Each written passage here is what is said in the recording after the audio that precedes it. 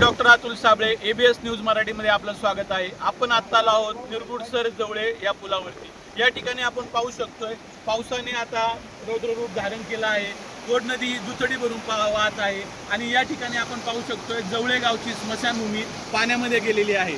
निरगुडसर गावातील देखील ऊस क्षेत्र शेती ही देखील पाण्याखाली गेली आहे।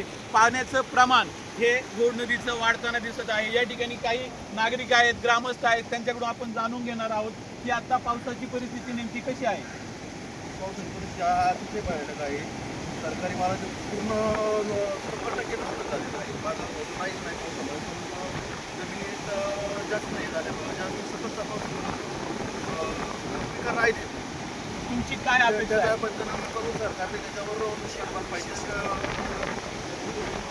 मदत द्यावी। या ठिकाणी अजूनही काही शेतकरी आहेत, त्यांची काय प्रतिक्रिया आहे आपण त्यांच्याकडून जाणून घेणार आहोत। गावाची आणि टमाट्याची लई नुकसान झालेली सरकारी सरकारी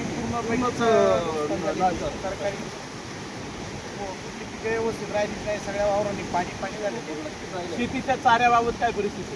चाऱ्याची हालत खराबच आहे। त्याच्यामुळे आता खाण्याची व्यवस्था म्हणजे नाहीच राहिली।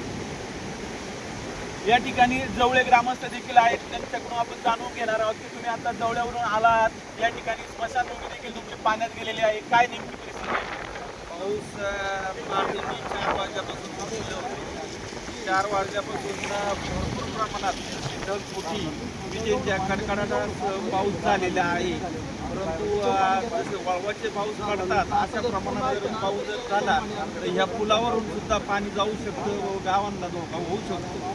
त्यामुळे शाळेतील जे विद्यार्थी वगैरे आहेत, निरगुडसर बराडी या परिसरातील त्या विद्यार्थ्यांना शाळेने सूचना देऊन सुट्टी जाहीर करावी ही नम्र विनंती शाळा महाविद्यालयाला राहील। आपण पाहू शकतो या ठिकाणचे स्थानिक ग्रामस्थ सांगत आहेत की पावसाचं प्रमाण वाढलं आहे, या पुलावरून थोड्या वेळातच पाणी जाऊ शकतं, शाळा महाविद्यालयांना सुट्टी देण्यात यावी। आणि या ठिकाणी तुम्ही पाण्याचा प्रवाह देखील पाहू शकता, अतिशय प्रचंड वेगाने पाणी घोड नदीचे वाहत आहे।